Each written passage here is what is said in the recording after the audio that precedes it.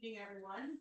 I'm calling the March 19th, 2026 meeting of the Credit River Planning Commission to order. Would everyone please rise to the Pledge of Allegiance? I pledge allegiance to the flag of the United States of America and to the republic for which it stands, one nation, under God, indivisible, with liberty and justice for all.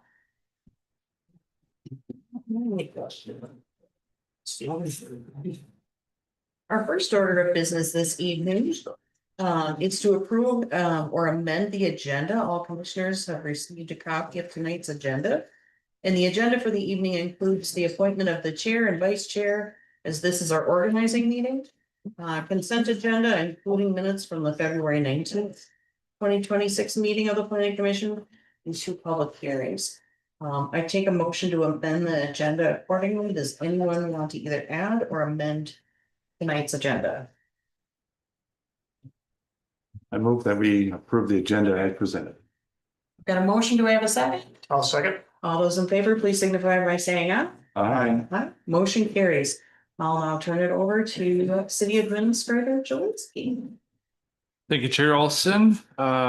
So being the organizational meeting of the year, we need to appoint a chair and vice chair for the year. Now that can be reappointing Chair Olson, or someone can make a motion to appoint a new chair. So we can open the floor to a motion for a chair. I'll make a motion to have Amy be the recurring chair. I'll second that. All right, so we have a motion and a second. Any other discussion? All in favor? Aye. Any opposed? All right, that motion passes. Well, then with that, I'll turn it over to Chair Olson then for vice chair. Okay, we are looking for a nomination for vice chair. We had Lane Tandy is our vice chair last time. Do I have a motion? I'll make a motion to nominate Thane Tandy as vice chair. Do I have a second? Second, All those, is there any other discussion? is there a pay raise? There's. There we go. All those in favor, please signify by saying aye. Aye. Motion carries. All right, thank you very much. And on our next order of business, we have the consent agenda. So items that are considered routine or non-controversial are considered under a single motion on the consent agenda. Unless a planning commission member would specifically like to request that an item from the consent agenda be removed and considered separately, they're all going to be considered under one motion, second, and vote. Any item removed goes into general business at the end.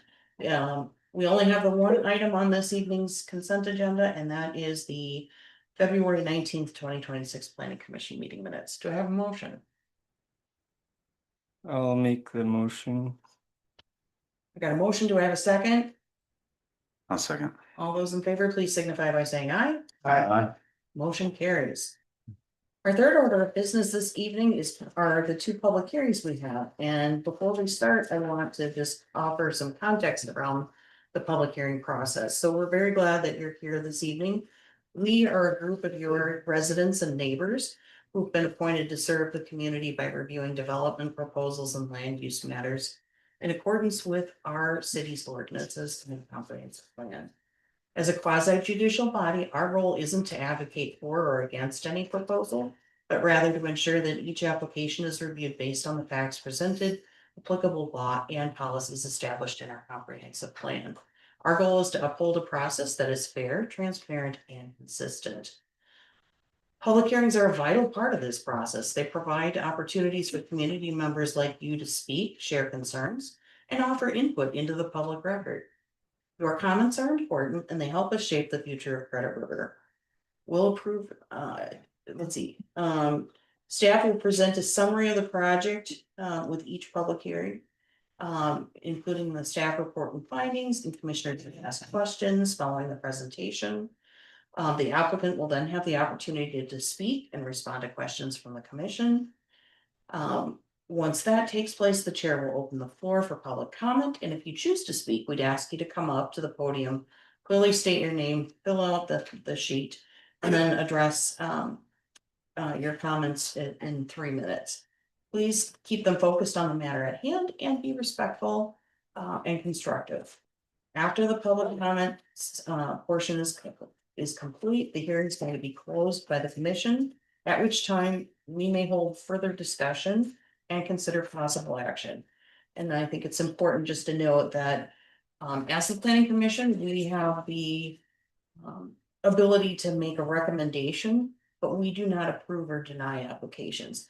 We serve it as the recommending body only, and final decisions are made by the council after considering the commission's findings. So with that, thank you for being here and for taking part in your local government.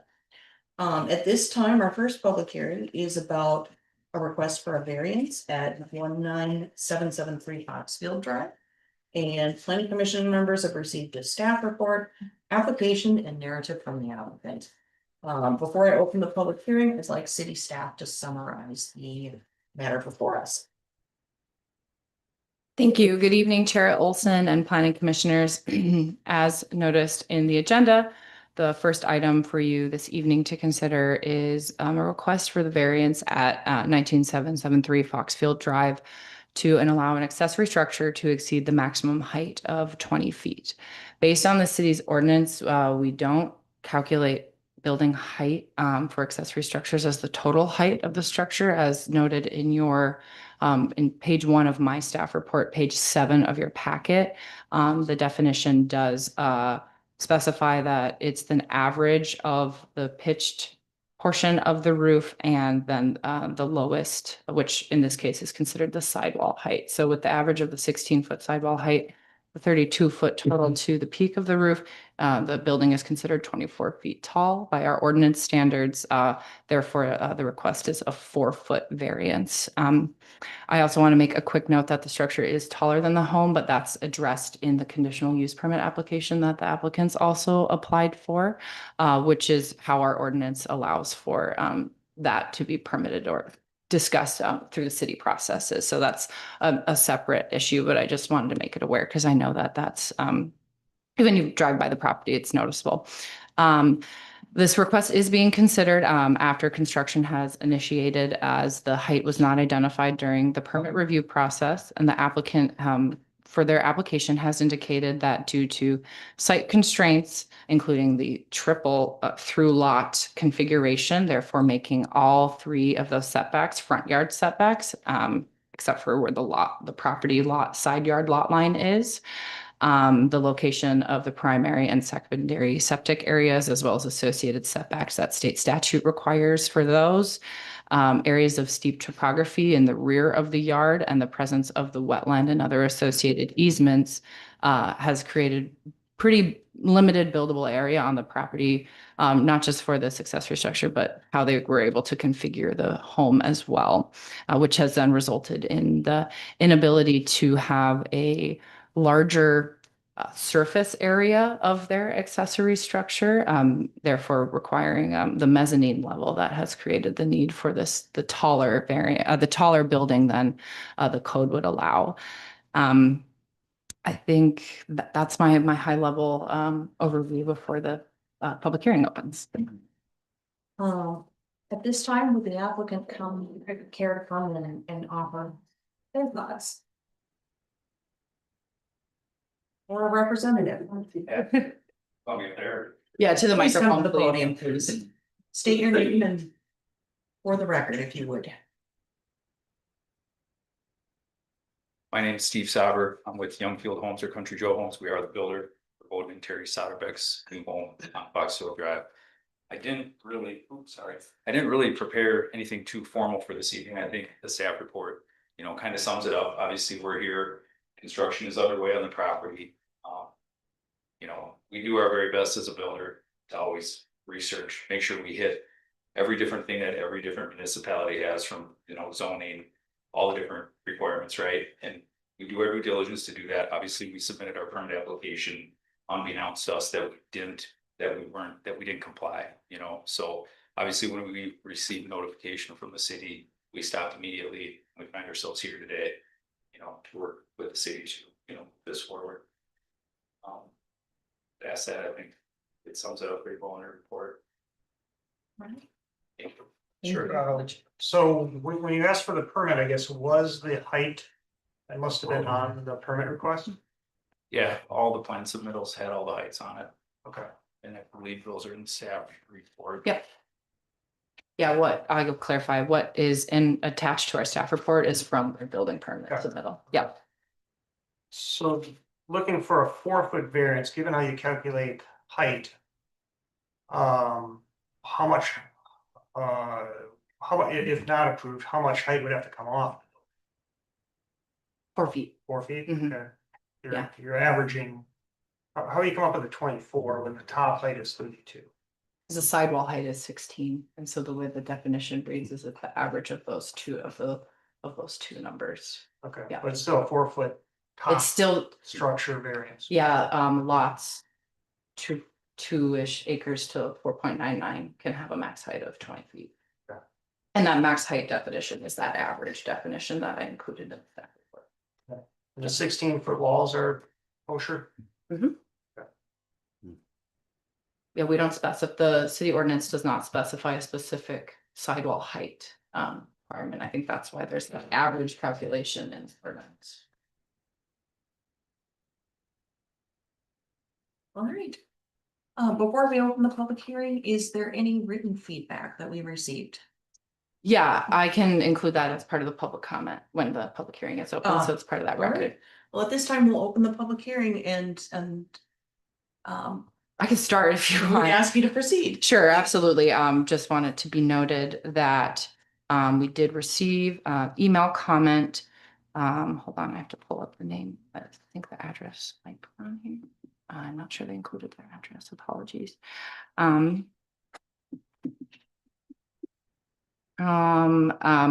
Steve DeGroot, who is a resident in the neighborhood. He did not include his address for the record, but he sent an email providing his comments that he was unable to attend this evening. There is a version of his full comments as part of the agenda packet, and the planning commission did receive it shortly.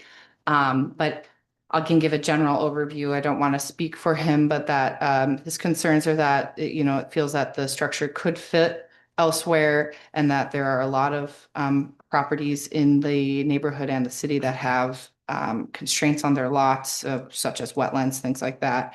And that I wrote some notes and apologize. I was trying to, again, I don't want to speak for him, but finds that a lot of the criteria that's within the city's ordinances doesn't feel as met for this variance, in short. So Did we receive other written feedback? we did not. That is the only email that's, or phone call or written pre-submitted feedback that the city staff has.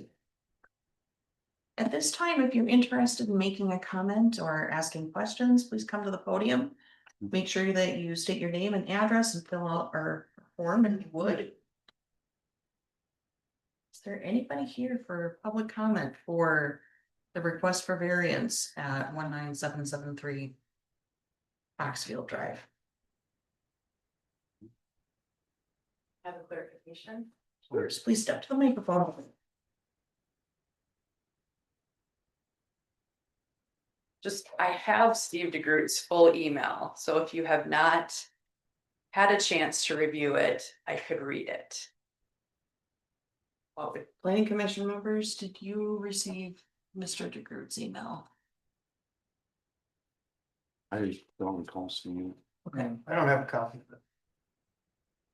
There was a copy that came to me and to the mayor, and so I forwarded it to Planner Strickler. Later this afternoon, I mean, probably 2 hours. Yeah. Yeah. I saw it right before the meeting started, Yeah. so. Yeah, you could read it if. Okay. My name is Claire Holderly, 19685 Oak Grove Avenue, so I do live in Great Fox. This is written by Steve DeGroot, who is one of our HOA members and lives on Margaret Lane. He writes, I'm a resident of Credit River and Gray Fox Development, where the structure being discussed at Thursday's planning commission is located. He requested that you drive by the property. For the variance, and it feels like a fairly large step to approve a structure that needs both a variance and a CUP because of design issues. For the most part, my comments are based on the original submittal with the MSA recommendation dated March 12th, 2026, sent out on Friday, March 13th via email from the City of Credit River. There has been an updated email sent out on March 18th from the City of Credit River that contains an MSA memo dated March 12th, and it contains numerous revisions. Clearly, MSA found issues with the memo that they had originally submitted to the Planning Commission, since they have chosen to revise it without changing the date or marking it as a revision. Adequate response to the updated memo would require additional time to review, and I'm assuming the Planning Commission also has had time to review this updated information. My first comment involves inaccuracies contained in the request for variance. The MSA's finding of fact in the variance application contains several flaws.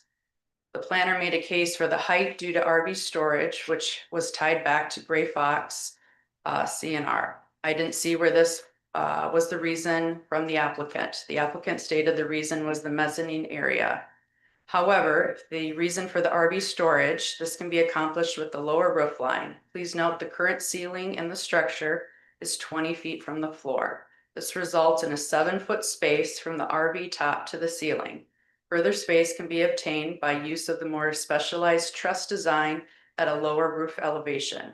This could have included designs of the building, eave elevations to lower the height of the building as calculated. The applicant and the planner states that an allowed building of 3,000 square feet could not be built on the property. In fact, only a 2,000 square feet building is allowed in Gray Fox. Furthermore, the applicant was looking for around 1,900 square feet and has constructed a building with 1,900 usable square feet. Therefore, the 3,000 square feet reference is not a valid argument. Furthermore, a 2,000 square foot building that does not violate the ordinances could not have been built on the property with its constraints. The current building is 36 feet wide by 40 feet long. By increasing the footprint to 40 feet, 4 feet wider by 48 feet, which is 8 foot longer, the square foot that the applicant desires would not have been obtained.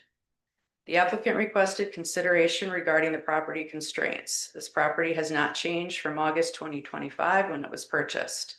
This property was chosen by the applicant with these constraints. The 2,000 or 3,000 square foot referenced is the maximum size allowed by declarations or ordinance. It's not a right. Many properties would have had difficulties building an accessory building this size. The statement from MSA regarding their other accessory buildings existing that exceeds 20 foot is also questioned. Are there really structures in Gray Fox or Lakes Estates that have accessory buildings that exceed the 20-foot height? If there are any that exist, I don't believe they were constructed since Credit River became a city. Furthermore, I would challenge if there are any accessory buildings that are higher than the primary structure. The submission talks about the building being 4 foot higher than the 20-foot limit. How much higher is that than the primary structure? If the 20-foot height requirement is ignored, but the requirement for the accessory building to be less than the primary structure is enforced, how much of a height adjustment would be needed?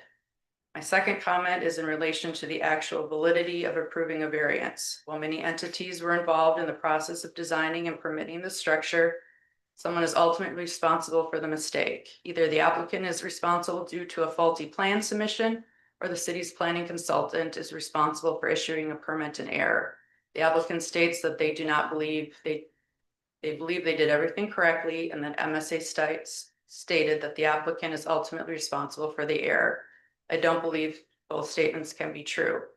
Can you probe the question of who is responsible for this error? It does go into great detail of city ordinances, section 2.3.1.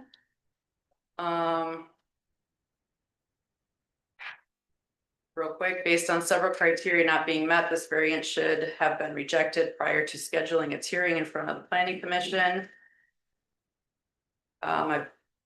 He understands you're being asked to resolve a fairly difficult situation that should have been avoided.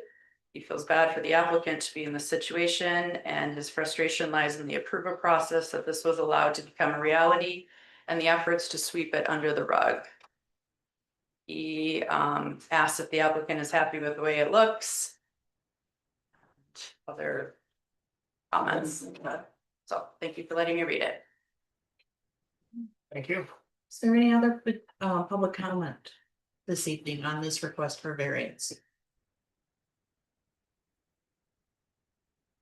Any, Question, may I ask a question? of course, please come to the podium. And state your name.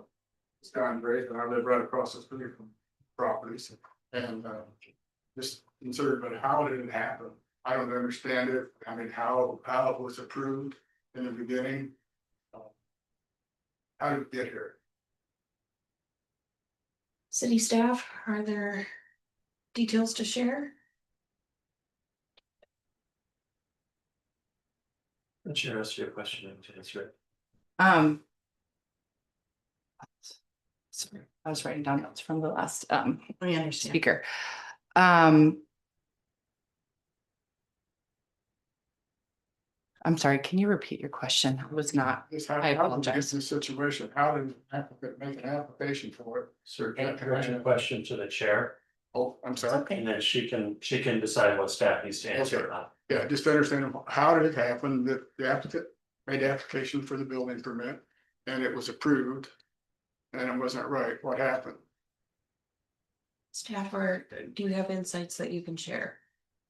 I can provide a general overview that within the several different steps that our permitting process has, it was missed. I can't give any further information than that. It's fine.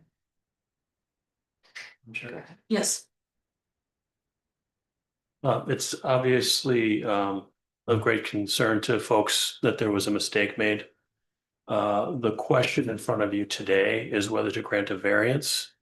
And in order to focus on the applicable test, I think it would be useful for the commission to consider the variance as though nothing has been done yet. You received a set of plans and a request for a variance. And how would you address that variance? Whether there was or wasn't a mistake is not part of the test. It will have consequences, of course, for the applicant, but it's not part of your test. Thank you, I appreciate that clarification. Are there other questions? Well, the only other question would be if a variance is approved, who pays for it? Does that have to pay for it, or does Credit River pay for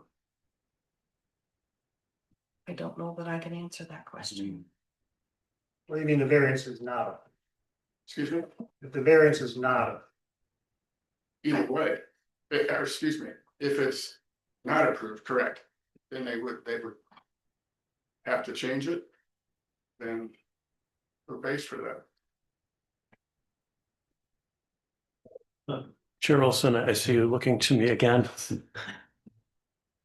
And I appreciate that it's a really good question, but it actually is not germane to the decision that they need to make. Okay. They need to actually really try to filter out those sorts of influences, which are really difficult to filter out, of course, when they decide how to answer the question. To some extent, also, Chair Olson seeks some legal opinions that I would not be offering in this meeting. Okay. Thank you. Is there anyone else who has a question or wishes to speak on this evening?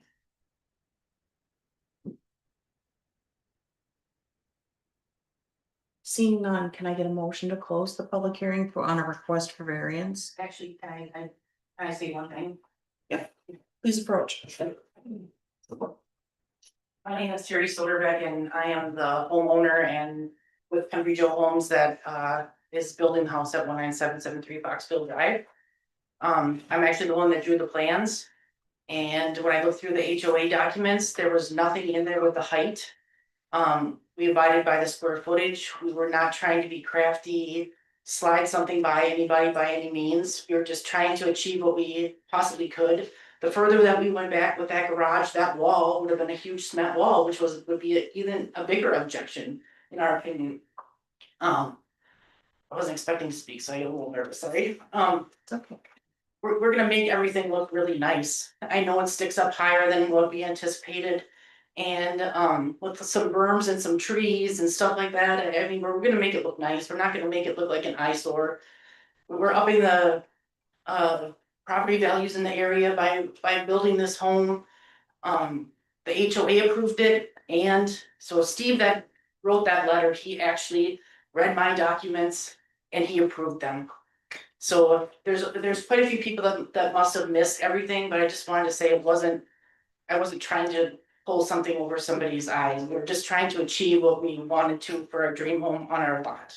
And that's all.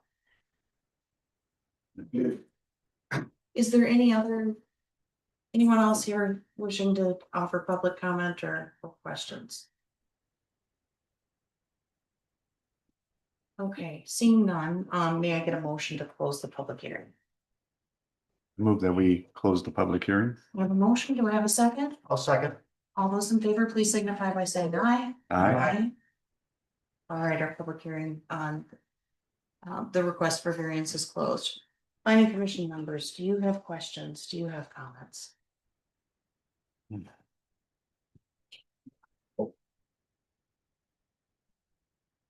Well, I guess I'll comment. It seems like we're in a very difficult spot to find ourselves again. So I guess time frame, it always helps me to lay things out. So obviously the homeowner bought the lot, they put up plans to their dream home, by the sounds of it, or design plans, found a builder. Submitted for a permit, I assume that's next. Permit was approved. They started construction. Someone brought to their attention that it was too tall, and here we are, right? They're looking for a variance. So, seems to me the city screwed up, and I don't really want to rip down the building. And then our attorney over here tells me that's not really the question. Mhm. So lovely. Welcome to other comments. I'll comment. Yeah, it's these situations are never easy, but I appreciate your input. And it ran past the association. It was approved by the city. And you know, I'm not looking to who to point the fingers at or whatever, but I guess it kind of is what it is, and I personally don't think it's something that we need to, anybody needs to incur the expense of tearing down to make it, or you know, strip it down and make it conform or whatever, but association approved it and the city did as well. So. I have a question for Peter. Who is responsible for enforcing the HOA's bylaws? HOA.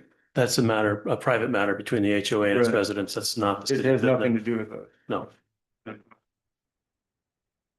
So the 3,000 feet really, so the 2,000 versus the 3,000 really has nothing to do with us. That is correct. The 3,000 square foot is what the city would allow, and that's Right. how we look at it in the lens of a variance request. Right. So the variance requests were asked, I guess, specifically, would we, absent there being a $250,000 building sitting there waiting for siding, would we have approved it? Is that what we're asked to decide? Would we have granted the variance without the building sitting there? Well, I think we've had more flexibility coming to a decision. The building's over there. I've driven by it. I've seen it's basically there except for some siding and a few things. And it's a tall building. I think that, as you say, Commissioner Martell, that we're in a situation where we've been here before and kind of doing something after the fact. And I think that you know, we're trying to find a good solution that's going to make, you know, that we have to work with under the circumstances we have. So I think that, you know, where they are, everybody has made their comments. I'm sure there was a lot of good faith in a lot of different places. And as you know, something when maybe didn't go as way it should have, but here we are now, and we just want to try to get everything right. The homeowner just mentioned that they want to do everything they can to make sure it's not a problem as far as aesthetics. It's about, at least what I'm hearing from well, you're not living there now, I take it. It's still under construction. Yeah, I saw the big pile of dirt, so I didn't know if anybody was in yet. So I guess, April 22nd, so say again? we're due to close on the house on April 22nd. Oh, okay. So I guess, you know, we're just trying to handle everything in the, I guess, in the least contentious avenue, we can solve this situation. Is there any other creative alternatives other than granting the variance or not granting? I don't know if there is. It's just it's obviously not the property owner's fault or responsibility to know. I mean, they're granted a variance, not a variance, a permit that, you know, the city told them they were allowed to build what they proposed to build. Is there any other ways to make it right to this? Chair Olson, may I? Yes. Commissioner Casey, anytime there's an application before the planning commission, someone's presented a specific thing and there could be any number of alternatives that they could have chosen besides the thing they chose to submit. The potential alternatives are not part of your analysis. I'm sorry, I keep telling you things you don't want to hear. I realize that. Sure. But that's not a factor to be considered. So looking at the criterion under which we can make our decision, just for a refresher. Variances may only be permitted when the applicant demonstrates by factual presentation that all of the following circumstances exist as outlined under Minnesota statute 462-357 subdivision 6. Property owner proposes to use the property in a reasonable manner not permitted by the zoning ordinance. The detached garage, Not permitted by the zoning ordinance? yeah, because of the request for Because of the- variance. Constraints. So looking at That's a little awkward. Of course, it's odd. it is awkwardly worded. But for that's sure. a copy and paste from the state statute. Yeah, so maybe what would be helpful, Claire Stickler, if you would just kind of walk through what can we. You know, what are the criterion on which we can make our decision? Yeah, so the state law outlines the 3 practical difficulties, which is, as already stated, the property owner proposes to use the property in a reasonable manner not permitted by the zoning ordinance. In this instance, the zoning ordinance has all of those restrictions that I mentioned in my summary of the triple through street lot, the wetlands, the steep topography off the back that the applicant also mentioned, the well and septic locations that you have to have too. They have state law setback requirements. There's constraints on the lot. And the ordinance allows in this size of parcel and zoning district for a surface area building of up to 3,000 square feet. The plight of the landowner is due to circumstances unique to the property not created by the landowner. I just mentioned all of those really unique circumstances that this lot poses, and it was platted as a buildable lot before my time at this, before a lot of people's time when it was a township, absolutely. And then the variance, if granted, will not alter the essential character of the locality that goes into is, you know, that we know that from the submitted plans that it's going to match in siting, in architectural style. We know that there are they may not be necessarily over 20 feet, but there are tall 2-story structures in neighborhood in Credit River. Those are obviously a little less visibly noticeable because of the scale. This is a 1-story home. A lot of the others that have these taller accessory buildings are 2-story homes.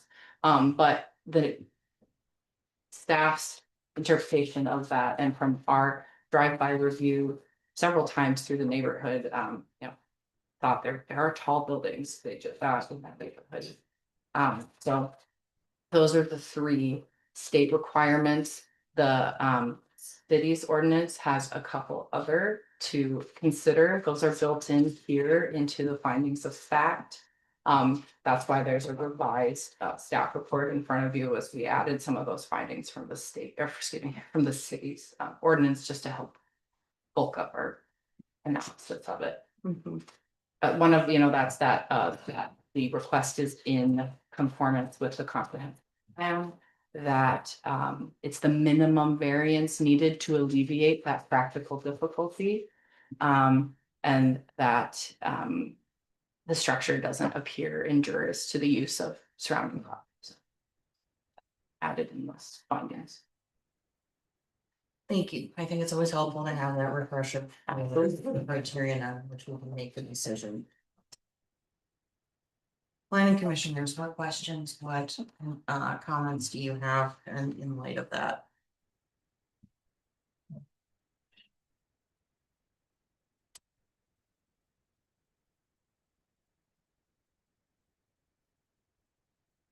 The only comment I would have is, under the, conditions of approval. As she had stated that they would be doing a berm, maybe planting some trees or something around it. Might be something to be added to the conditions of approval. Are there other comments or questions?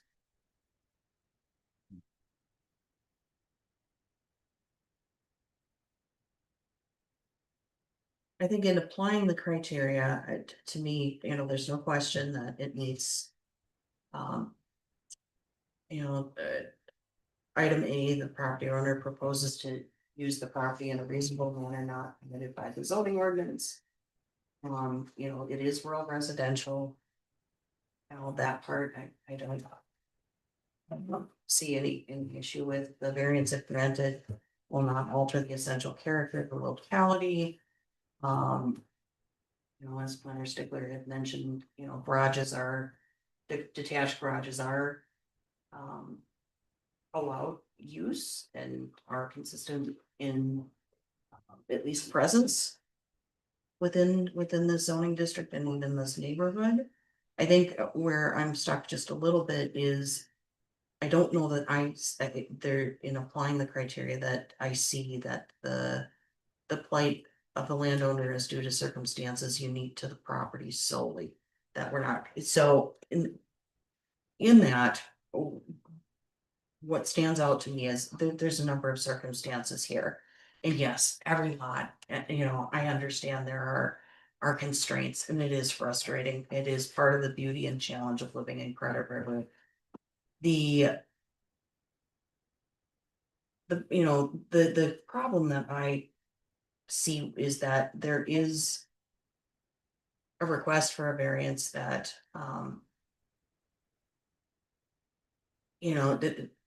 the plans were submitted, and all of us are responsible for knowing the ordinances as we look at this. And so I'm not absolutely confident that that part of it is satisfied for me in making that decision. I don't think it's solely one responsibility or another. But that is the one thing that has stuck out to me. Are there other comments or questions at this time? I'll make a motion if everybody's done. Is there any other comment? Question? If not, I'd make a motion to approve it just because, Peter's not gonna like this, but, at the end of the day, it's not fair to hold the property owner, responsible for, mistake. Hopefully, people will learn from it and it does not happen again, because it really is unacceptable for us to even be in this situation. So I make a motion to approve the variance. There had been suggestion earlier of adding additional conditions. Yeah, would that be this part of the conditional use? No, I think it would be. Well, we could do it either. Yeah, Okay. give me, Okay, I can take that. I'll second that okay. as well.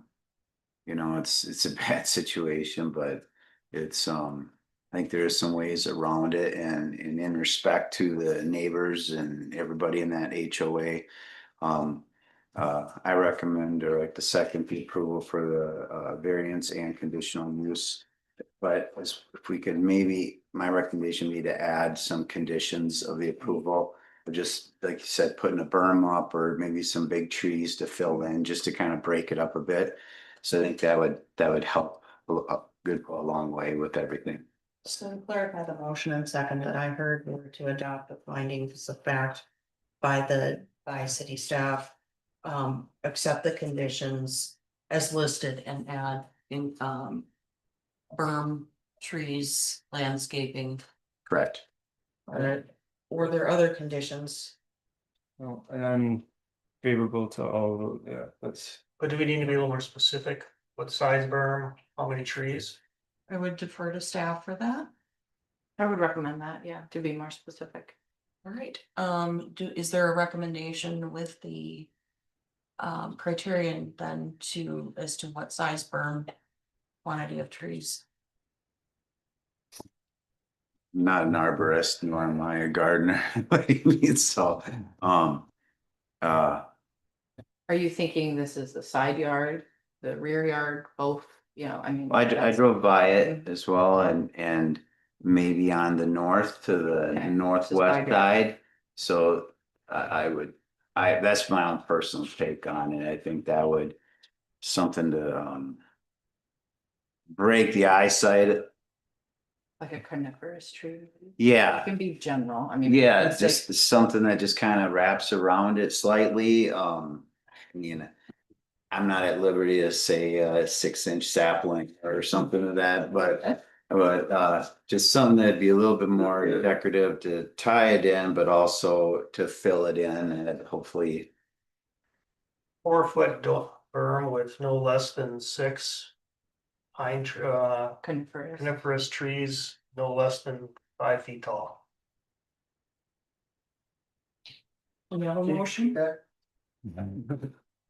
Let's kind of wing it up here. I would say be good to your neighbors. It goes a long way. Yeah. You said 4 foot berm? Well, we're 4 foot too tall, so my thought was let's give a 4 foot berm, at least to give a little eye break, and then some reasonable evergreen trees are on top of it. We have to submit a landscape plan to the HOA yet, but we're kind of seeing where our retaining walls. So once we complete that landscaping plan, we surely can share it, but if we could keep moving forward would be great too, because it goes on April 22nd and we don't have any storage in that because it's halted. But I mean, we will make it look nice, we're not. Yeah. I'm just gonna. You forget could, about it. you could do the motion, you know, of allowing them to submit it to, you know, maybe a building inspection staff, you know, something that can be general, you know, that they provide a landscape plan, maybe that map, the one they're gonna submit to the HOA, that they send it to work with our building department, who's gonna go out and do more inspections anyways, and keep it general that way. Or with a little bit of the specificity, but give them a little guidance on what you may want to see in this condition, but that they can submit a final, you know, document that we can provide a little bit of comment on or something, if that seems. Commission members, reasonable. is that feasible? I think sounds good. And do we have sufficient wording? If you wanted to say something on the record, that would probably be helpful. Okay, but- so here's what I think I Help heard. you. That we adopt the findings of fact. We approve the request for variance subject to conditions. Stated in the staff report. And submit a landscaping plan that would be. Reviewed by Reviewed by building staff. Mhm. Is that acceptable? Okay, we have a motion, we have a second. Is there any further discussion? All those in favor, please signify by saying aye. Aye. Motion carries 4-0. All right, up next. We have our second public hearing of the evening, which is the request for conditional use permit at 19773 Foxfield Avenue. Our planning commission members have received the staff report, we have received other documentation. And at this time, I would ask city staff to go ahead and walk us through this request. Yes, thank you, Chair Olson. As I mentioned, conditional use permit for 19773 Foxfield Drive. The city code under section 439 subdivision 2C allows for a detached accessory structure to exceed the height of the principal dwelling through the conditional use permit process. So as part of the application for this structure, being that the single family home next to it is a single story, they're also seeking a conditional use. The staff did include 4 recommended conditions of approval.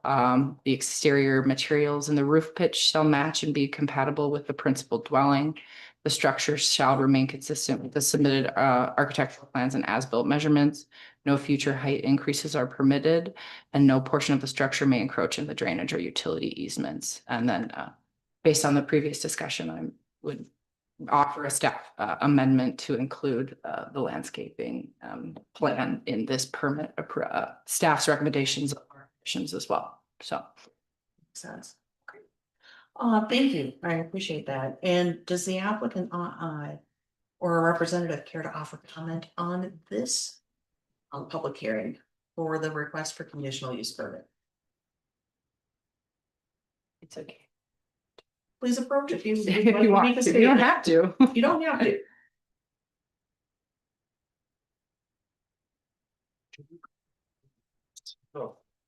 I speaking of Country Joe Home and Field Homes. Kind of this, obviously, this application falls under the same circumstances we're working with right now, you know, with the variance that planning commission just.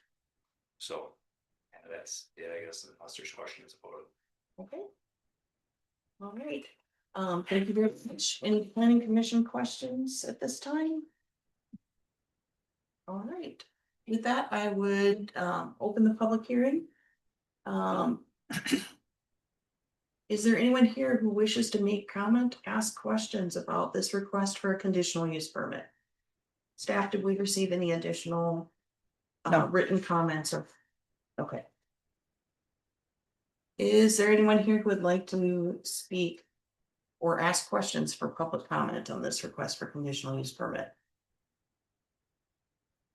Going 3 times. All right, seeing none. Can I get a motion to close the public hearing? I'll make a motion. Got a motion? Do I have a second? Second. All those in favor, please signify by saying aye. Aye. Motion carries. Are there any questions by the planning commission at this time?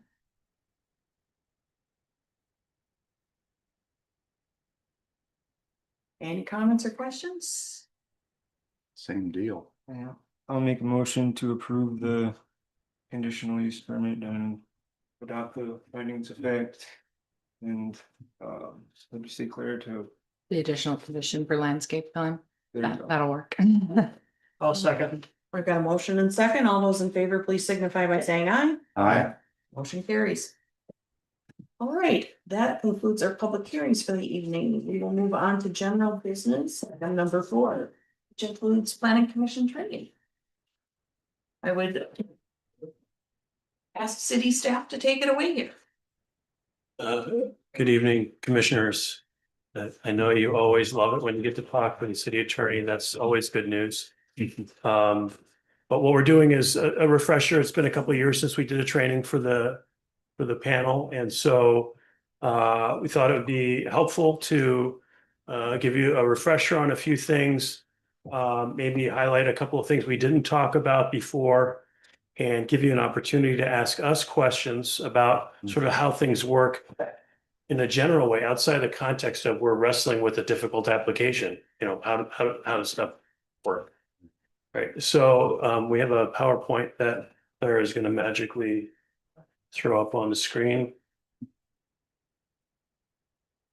Excuse me, do we get a copy of that eventually? Yeah, we can send it after, yeah. Oh, That'd be okay. great. I appreciate that for reference. Still got mine. It's not, we might have, but we, oh no, it's different looking. This is. There's 24. 24. This is the new and improved.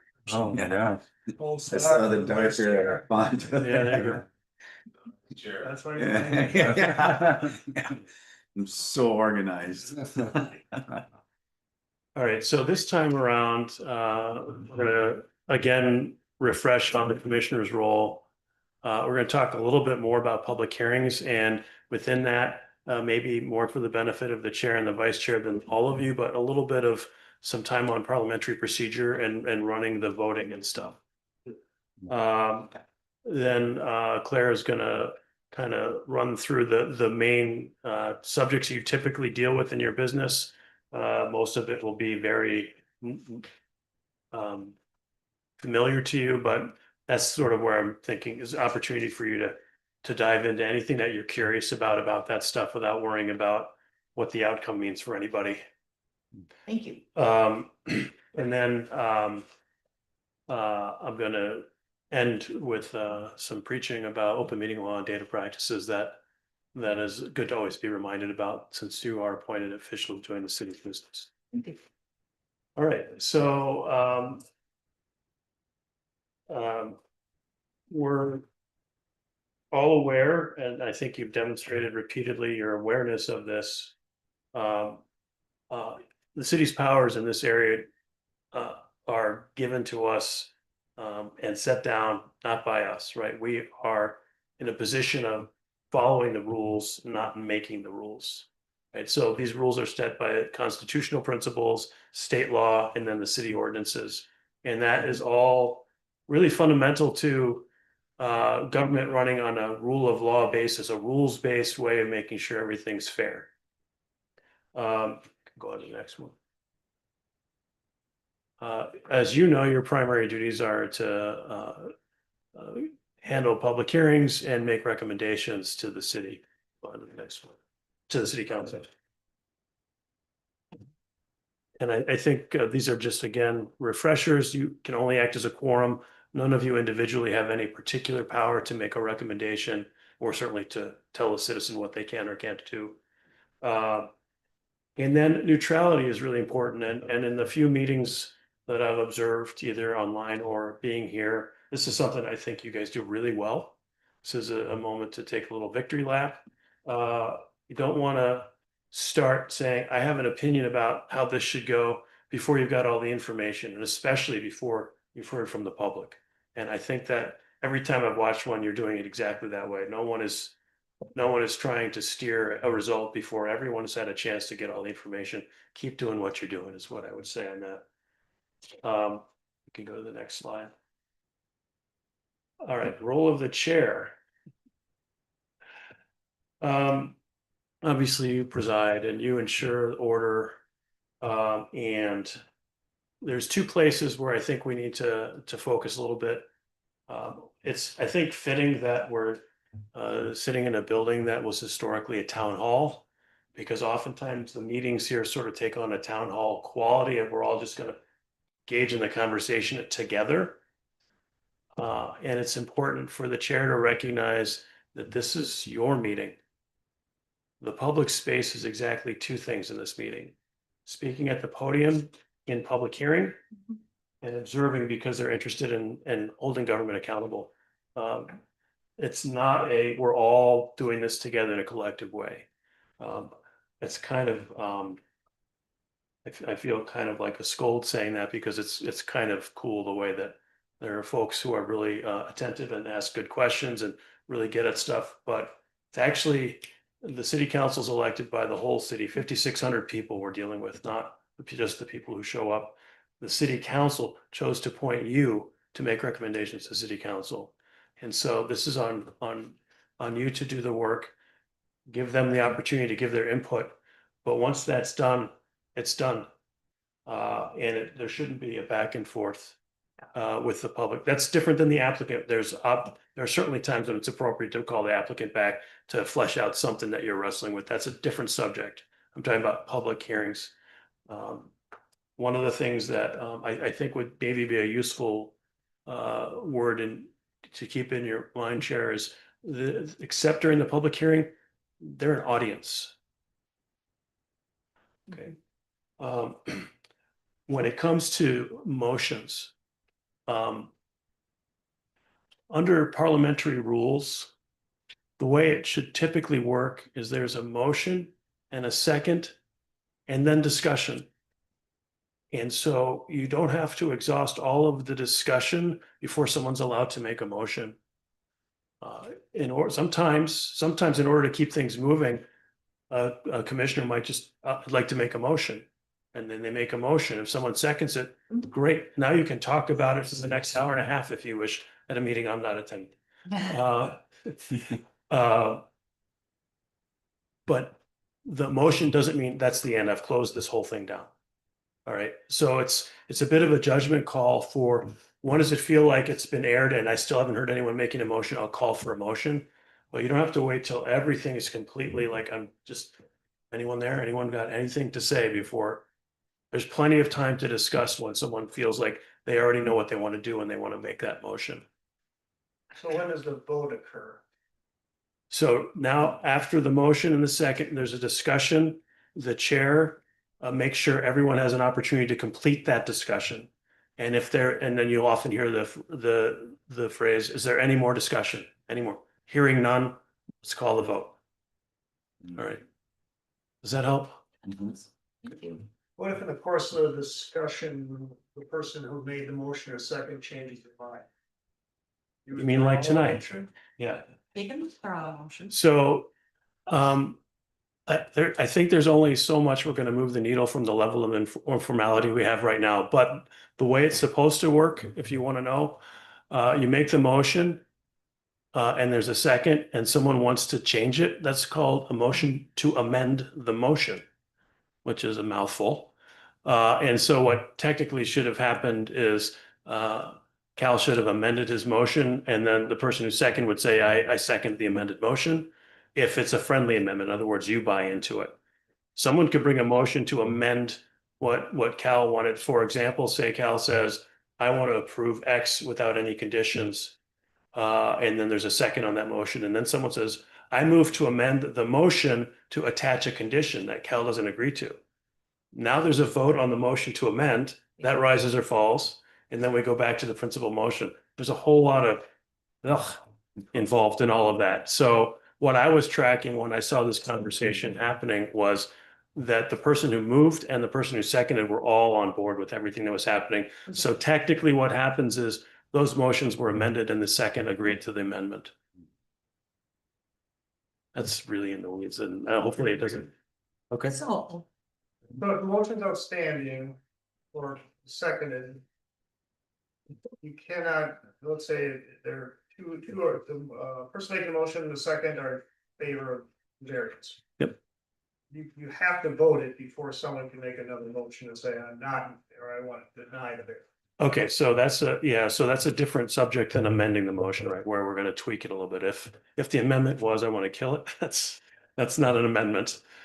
So if, and I did see this happen at one of your hearings before and both motions failed. You bring a motion to approve.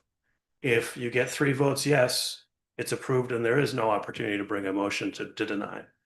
If that motion fails, then you can bring the motion to recommend a denial and see if that musters a majority.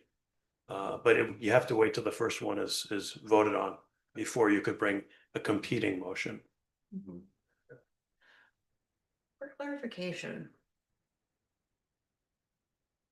Under that kind of circumstance, if there isn't a recommendation, that is an acceptable outcome of a meeting. Am I understanding that? Say a motion- Yes, that's the motion correct. Fails. And then the second motion essentially the opposite Right. fails, then we simply wouldn't have a recommendation. You'd have no recommendation and be reported to the council what the outcome was, and that has happened. And that was totally fine. The city council does not have that luxury. If both motions fail, the application fails. Mhm. But that's not, there has to be an affirmative vote to approve, or it fails. It's like the default is it fails. Okay.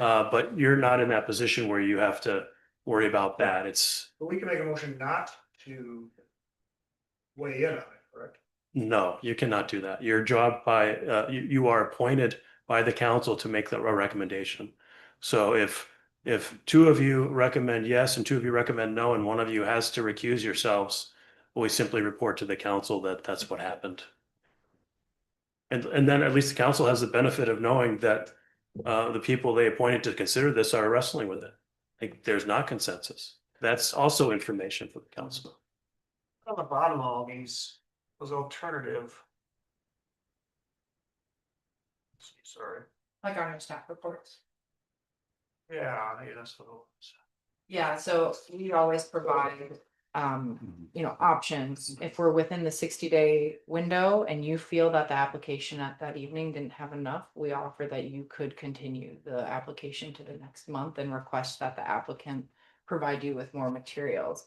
And then if we recommend denial of the application, we also say, well, if the commission has different findings based on maybe what you heard in the public hearing or from your own review of the staff report and the submitted materials from the applicant, you can amend those findings if you're going to give an opposite recommendation from what staff is, because staff is going to bring forward the commission's recommendation in our report.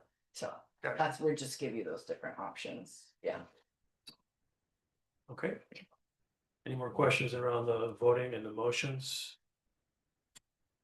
Okay, so I guess bottom line, I would say, Chair, feel free to ask for motions even sooner. If anyone feels like they're ready, that can be a means of furthering the discussion and focusing it rather than cutting it down. It's not cutting it off. That's not what it does. Okay, Sounds good. all right. We may come back to a couple of those points in a moment next. Some reminders for all of you, of course. And again, a victory lap for Commissioner Casey for demonstrating perfectly how to do this. You can't preside on anything you have a personal interest in, and that means not just not voting, but not participating. And the best possible way to do it is exactly what Commissioner Casey did. Literally go and sit in the audience, take off your commissioner's hat and put on your applicant hat, or put on your citizen hat if it's not your application, but it's my sister's, and I just don't feel like I can, you don't. That was perfectly done. And gift law, obviously, I don't know that people are knocking down your door to give you gifts, but this is obviously an anti-bribery kind of motive in the legislature. Anyone who has business coming before you or likely to come before you, you should decline to receive any gifts from them. It used to be, we would say, because this is what the statute says, no gifts that are worth more than $5, but $5 meant you could get a cup of coffee together, 25 years ago, and it doesn't mean anything anymore. So basically, no gifts. Okay, next one.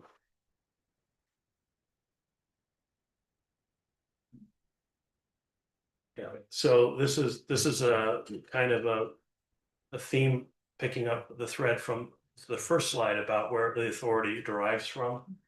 The city, just like any of the applicants, is bound by these laws. We also have to follow the laws, just like the citizens do. As a body, you're not authorized to make new rules. You're authorized to do exactly what you've been doing, which is use your best judgment to apply the facts to the rules that you've been given. We can go on to the next one. Actually, I'd say one more thing about the facts, because you were talking about Claire's reports and the alternatives and the findings of fact. It's a little bit of a judgment call from staff. Sometimes whether to submit proposed findings or whether to submit two sets of proposed findings, because it's a judgment call and you actually have the discretion to choose either one. There's usually be some kind of findings, but those are not findings of fact unless you find it to be facts. You want to rely on staff to bring you the relevant information including the relevant code. And they can be very helpful in guiding you through the process, but these are your findings. And you are free to disagree with staff. Even free to disagree with the city attorney.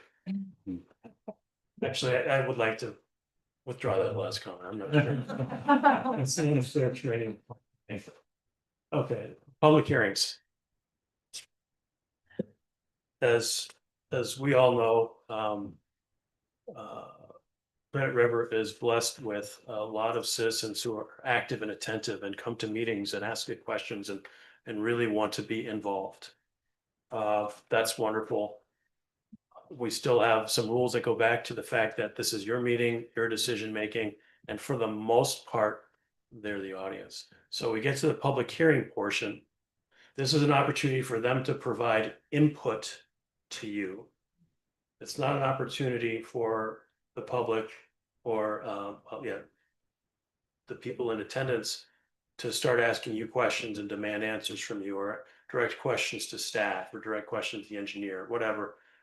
They are here to give you input. They can provide their own information. They can provide straight out opinions. They can provide their concerns. They can provide criticism. All of that is really healthy and good and welcome. If they have questions, and we had some tonight, you should consider those questions to you as we recommend that you investigate this question, not like you need to talk to me, you need to answer my question. Okay. This is like, if I'm investigating this is what I want to know. Commissioners, I think you should want to know this. It's that kind of a form of a question. It's not a back and forth where you start talking in a dialogue, question, answer between you and the person at the podium. You have discretion, Chair, about how much you interact with the people giving public hearing. I can tell you in many communities, the council sits, or the body sits with a poker face, listening to everything they say, regardless of it's in the form of a question or not, and they don't respond. At some point, maybe the presiding officer may point out that we don't intend to respond. We're listening to everything you say, and then we're going to act accordingly. So if you get a question like you did tonight that you wanted to direct to staff, you could do it right then like you did. That's why I made sure the question was to you. You asked staff a question. That's the pathway. You're allowed to decline to ask that question. You don't have to. If you think it's helpful, ask the question of staff. If you don't, this is your meeting.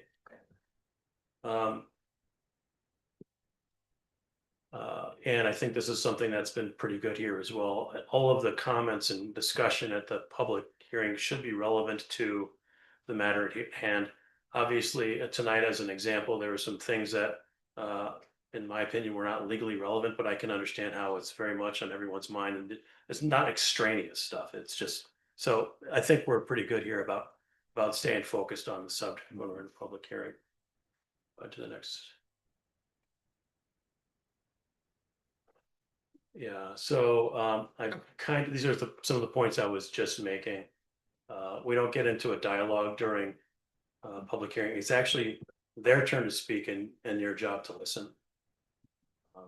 And so if you feel like they've said something that triggers a question, maybe because they said, here's a good question you should ask, or whatever, fine. Then when you're going to have the floor back in a moment when the public hearing's done, to ask those questions of staff or of each other, however however that should go. Sometimes I've seen here in the city, at least at the city council, I don't know how much it happens here, the person at the podium will direct a question right at the city engineer or right at Claire. Say, I would like to know whatever. That's not appropriate. You should direct them to direct all of their conversation to you as the chair, or to the panel as a body. But if it's going to be an individual, it's the chair.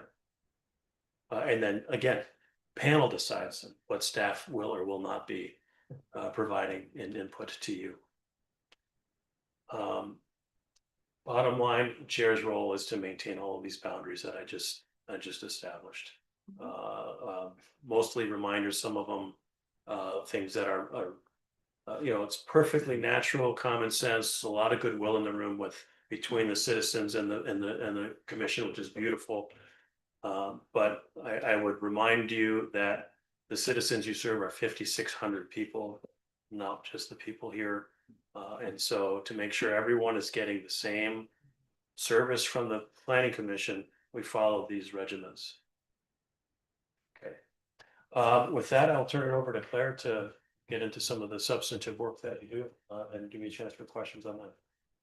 Thank you. Great. Thing that made you run before that. Anybody want to trade? Well, thanks, guys. As Pete mentioned, I'm gonna run through comp plan zoning ordinances, CUPs, IUPs, variances. There might be one other item on here, and so please ask any questions, stop me, because as you know, we're not talking about it in the context of a specific application. So if you have overarching questions or things that, you know, you've been using to consider when you're looking at the reports and your recommendations, I'm happy to walk through that and answer those. But of course, we're going to start with the comprehensive plan. You're very familiar with the document, as it should be, because it provides the framework for the city's development, all the zoning ordinances in alignment with your comprehensive plan. Almost every single staff report that comes to you has a finding of if staff finds that the the request either aligns or doesn't with your goals and policies in the plan, with the future land use map, depending on the specific type of request that we have. But that's the backbone to your city's development guide, and how we look at helps us when we look at those individual applications that come forward. Oh, subdivisions. I forgot that in my intro. Sorry. So subdivisions, the preliminary plat application is what comes through onto your guys' desk. So this can be in the form of a minor subdivision, somebody splitting off, you know, one lot that has the required road frontage, it doesn't have any new city infrastructure, or a preliminary plat that then goes to the full final platting process. Typically, we're seeing a new city road built with that other sort of public utility and infrastructure. Sometimes those come in the form of 3 lots, sometimes they come in the form of 20. It just depends on the size. But you know, that when reviewing those, we're really, you know, we do rely heavily on the city engineer's comments for a lot of that technical stuff. But from the planning side, you know, is this in alignment with the growth that the city is anticipating from your future land use maps, from your goals and policies, from the vision statement within your comprehensive plan. But really ensures that we have connected neighborhoods, connected, you know, that was part of the discussion. You know, we have that almost every time. Is there a way we can connect the roads, or are we going to allow for some cul-de-sacs, which, you know, the subdivision code prohibits in the city? So that's really what how you guys are interacting with our subdivision ordinances. Zoning ordinance, obviously that is the other backbone of the decisions that you make almost every month in these meetings. This provides our standards for bulk regulations on homes, accessory structures, uses allowed on a property or in a district, a percentage of space that can be occupied by, you know, impervious surface coverage. That also then coordinates sometimes with your shoreline ordinances or other state level requirements for stormwater, things like that. But each district has those allowed uses, accessory uses, conditional and interim uses. And then conditional and interim use permits. We did a lot of work on this last year. We, you know, amended the ordinance to allow for some more interim uses. There were very few previous, and you know, interim uses are temporary use of property until a particular date, or they have a renewal where the applicant has to come back to the city. So, you know, is this house has been working? Maybe they want to make some adjustment. Maybe it's all working good and the city agrees with that, and they get another 3-year renewal on the interim use permit. But also then when that operation stops, even before that renewal date, if a new owner were to go in, they have to reapply. So more of a temporary tool, but still, I like to think about it in the lens of the use that the ordinance allows with parameters in it, and not just parameters specific to that use, but Credit Rivers Code specifically has base findings that are in your code that have to align when approving a conditional and an interim use interim use that comes through. And we usually have those outlined in our staff reports. But think that's, for those two and variances. I had notes written down, but I'm sharing my screen so I can't see them. Yeah, do you guys need a refresher? I could read through the practical difficulties again. I don't have them in front of me, like I said, because my screen's up sharing, but as we know, variances are a mechanism in the code typically when all other options have been exhausted. No, not typically, should be, because this is the last resort in only, but I will say they are only applied to typically bulk regulations. State law prohibits use variances. Somebody cannot come in and request, well, I want to have an aquarium on my lot, and your ordinance doesn't allow that. They cannot, that would be, they'd have to pursue a zoning amendment, not a variance. But when it comes to placement of structures, sizes of structures, that's when we're utilize based on a unique characteristic of the lot, that it's something that was not created by the property owner, and that, it's not going to be a giant, it's not going to be incompatible with the neighborhood and your comprehensive plan. So Can I ask for? please do. Ask. This is, it's just sort of a philosophical way to look at variances. I think of variances as smoothing the rough edges, where the law, if it applied here, this would be draconian. This isn't what we were thinking about. This is what we're trying to accomplish. It's just not, it doesn't feel fair. And this is where we have humans taking all of the boxes and the lines and making it fit the real world, which is much more complicated and chaotic than that. And so that's why in the test, we want to be very careful that it's still reasonable.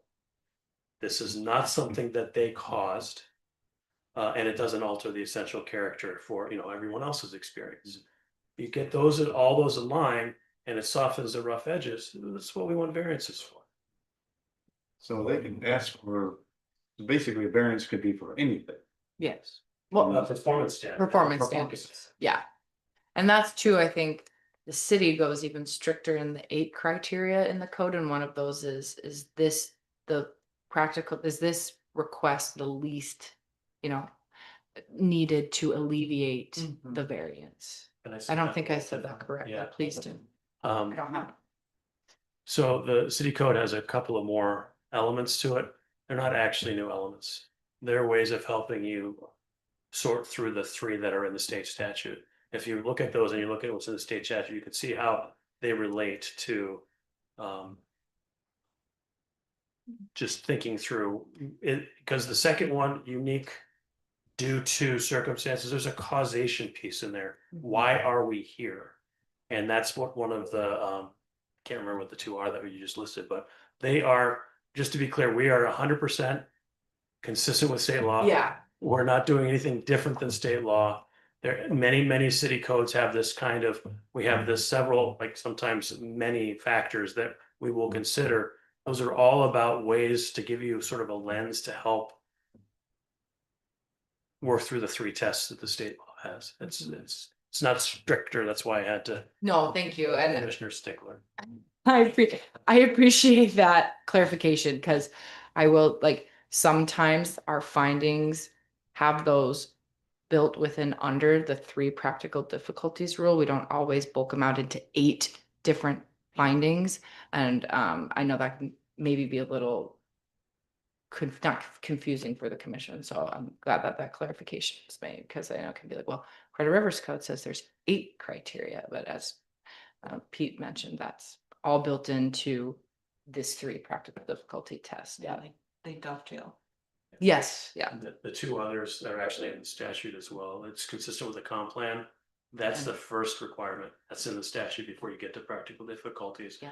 Not driven by economic concerns alone. That's in the statute right after it lists the 3. So there's actually 5 elements in the statute. Can I just follow up one more thing with the performance, I guess, with variance? Say, for instance, there's a variance that says you can't have a chicken coop in wherever your zone is, but you want to put a chicken coop in. Can you ask for a variance? Interesting. I would say if the code doesn't permit having those type of animals, that would be a use variance. If it permits a small coop and you want a larger coop, that's a variance. Right. You're talking to an attorney. Okay. I would have just said no. wannabe My answer was no. If somebody emailed me that question, the answer would have been I'm bored. no. There's things to do here. Cause I considered that an accessory use to the primary structure. use. Yeah, It's not, yeah, so no. You to feed the family. What's the chicken food? They don't want chickens. Okay, thank you. Yeah. Gotta put eggs in there. It's a lot easier. Any other questions? I think this is my last slide. Yes, so any other permit, zoning ordinance, comp plan, variance? I'll just say that as a rank verdict, if you actually read what the judge laid out, and I know the attorney drafted it, but it's actually pretty good. I mean, it spells out why we have a comp plan, why the city was split into, you know, on and on. I thought it was very educational. That's, comp plan is essential to any, you may think it's the how's this finding really affect it? And sometimes, you know, the finding is the comp plan doesn't really address this situation. Cause it, you know, you're not always gonna find a super specific application that is gonna match a goal, but overall with the vision statement, we know typically that your visions and your goals and strategies overall, we can make that general assumption that it's in line or it's not. And if it's not, then staff's gonna try and find a more specific element, because to ensure that we're making decisions not in a vacuum, but utilizing your development guide of your comp plan. to Commissioner Martell's point, I would recommend reading that decision. It's really well done. Yeah. I think it's good for, I mean, not to get citizens to read it, but it is, the layperson, it seems arbitrary. North of this line, you can't do this. South of the line, go ahead, as far as lot size and so. But also, it was helpful to see why is that the case. And a lot of the reason why it got back to us again was because it needed more reference to the comp. So. Yeah, that's the finding document. Maybe a nice case law, if you will, for future too. Theoretically. We won't talk more about it because it's still a pending case. Yes. In the Yeah. future, maybe. Maybe we can talk. He brought it up. Yeah. So the judge agreed with us, the decision was brilliant. Yeah, right. This is a safe place. It's pretty much the best law I've ever seen. We can to redo the comp plan again. Yeah. Yeah. Right now. No. It's been a long evening, just a couple more slides to, this is real quick reminders. Quick, not equal to how important they are. These are really important. Open meeting law, all of the business you conduct, obviously in this room is public. The real concern about open meeting law is that you only get together to talk about this stuff in this room during a meeting. Anytime 3 of you are talking about city business, that's a meeting. Anytime 3 of you are getting together to receive information, even if you're not planning to talk about it, even if you're not planning to take action, that's a meeting. So avoid, you know, getting together in more than 2s and talking about this stuff outside of a meeting. I don't know if there's any real issues there here or anything. I don't have any sense of that. I just wanted to remind you of the rules. Also emails. Don't be emailing each other about how we're thinking about things. That could be a meeting. There's dispute of authority on this, a split of authority on this, I would say. There's a non-precedential decision from the Court of Appeals that says emails aren't meetings. They're written records and anyone can see them. The Department of Administration, which is the state agency charged with administering the open meeting law, says they are. They can be meetings. So the safe thing to do is assume they're meetings and just don't get involved in that business. And then the other thing is a serial meeting, still a meeting. So Cal talks with Peter and they decide what they want to do. And then Peter goes and talks to Amy, says, this is what Cal and I think, what do you think? Okay, great. We just got to 3, right? So you can't do serially what you couldn't do together.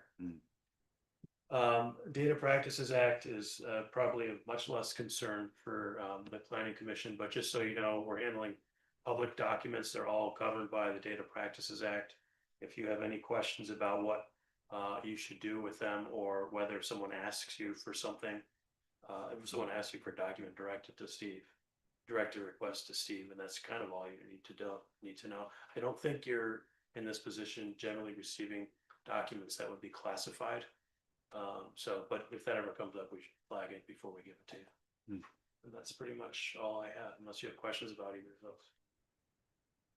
I have, it's not really a question, more of a. So it's something that I kind of struggle with a little bit is. I don't really want to, probably shouldn't give a specific example, but say something comes in and there's high likelihood that the city may end up in a lawsuit over said situation. And in my opinion, it's something that's not worth, it's really not that important in the big picture for the city to use resources on the litigation of it.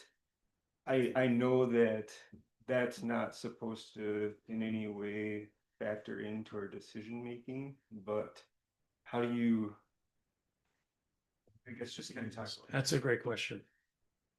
And also with nothing in particular in mind, the generic question. Yeah, big picture. So first of all, you're right, it shouldn't factor in. Something the city should not be doing in deciding citizens' land use rights is how it might affect the city's liability. That's not okay. And maybe to help put that in context, the reason it's not okay, or at least a reason it's not okay, is you're representing a community of 5,600 people who are entitled to have these rules applied. And if they didn't want them applied, they would change them. And if applying these rules means the city has to deal with some litigation here or there, first, it's not going to be your problem. Ultimately, that's going to be the city council's problem.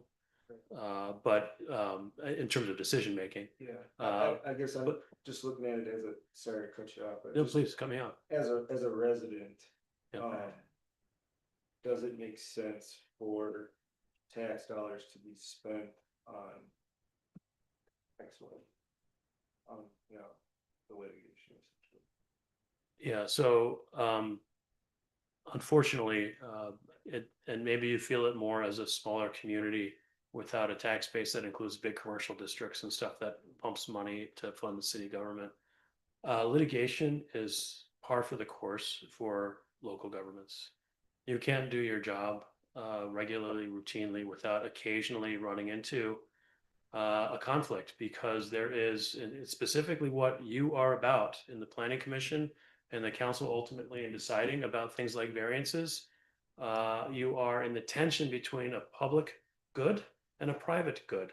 There's good private interests at stake. There's important public interests at stake, and sometimes they are in conflict. And navigating that, you got to do the best you can. If for your purposes, you do it by the rules that you've been handed, and then make your recommendation to the council. And those are the ones who are elected to make the really tough calls no one's going to say thank you for. That was helpful, thank you. Where are we at with, someone can't make it to the meeting remote? Is that not a thing yet? You can attend remotely, yeah, by interactive technology, yes. In order to do that, first of all, at least somebody has to be here in the meeting. Everyone has, I don't know if technology, do we have the technology to do it? Okay. Everyone has to be able to see each other, and so you'll have to be up on the screen all the time. And all of the votes have to be by roll call. We'll call it any. Okay, Commissioner Casey, how do you vote? Commissioner Fuller, how do you vote instead of a voice vote? Gotcha. And you have to let me know at least 2 days in advance that you're gone, so I can post that on the agenda. Okay, but it's different. I mean, I thought a couple years ago you had to go to a public library and invite your friends there. Thankfully, that rule has changed. We learned a lot in the pandemic about how well this technology can work. I think it's better to be in person. I was just. Yeah. Something. Yeah. Yeah, I do think the expectation of the council And of the public is that you are here unless you can't be. Mhm. I think that's fair. I appreciate that question too, and you know. The rare circumstance where for some reason. One of us can't make it, but we can't be here physically, but there might be means to get. You know, make sure that we take part and do our. You know, our strong duty. A great example I've seen is someone's feeling under the weather and is afraid they're gonna give someone a bug, but they still feel like they can do their job. Yeah. Okay, well, they'll do it that way and no one has to worry about Yeah. whether we're gonna spread germs in a room full of people.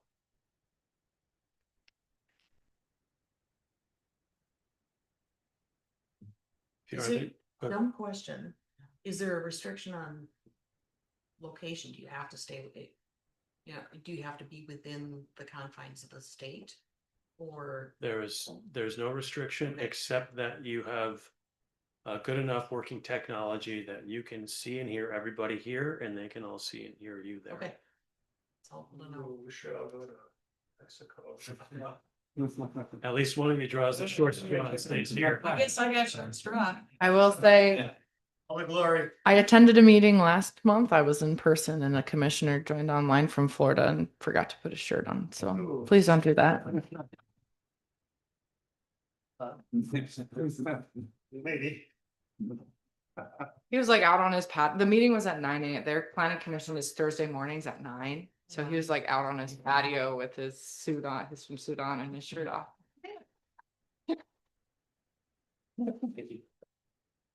Well, any other questions, planning commission members? Okay, I believe we're still in session, so I will take a motion to. I'll make a adjourn. motion to adjourn. I have a motion, do I have a second? Second that. Any discussion?